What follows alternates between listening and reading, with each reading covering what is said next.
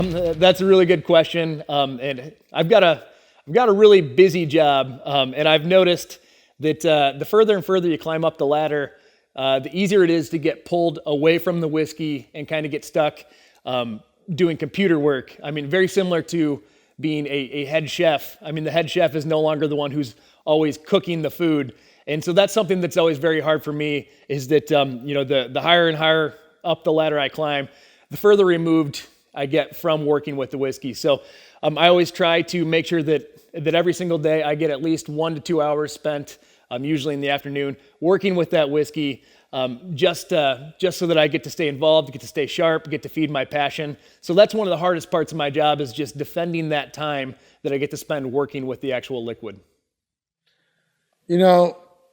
That's always a great question, because I always wonder why people ask it. Like, this is what I do. This is what I was born to do. This is what I'm going to do.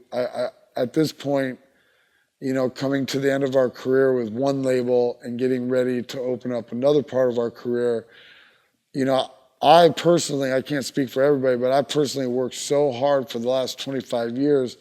I can't imagine doing anything else and giving this up. I just feel like it's getting better.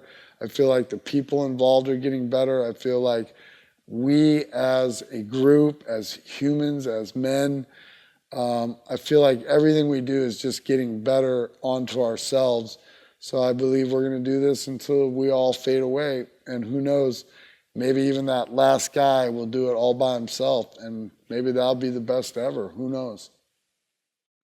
So our brewers, or mashers and fermenters, whatever you want to call them, they oversee the whiskey process, basically from the grain all the way up to the distillation, and sometimes even the barreling portions of the process.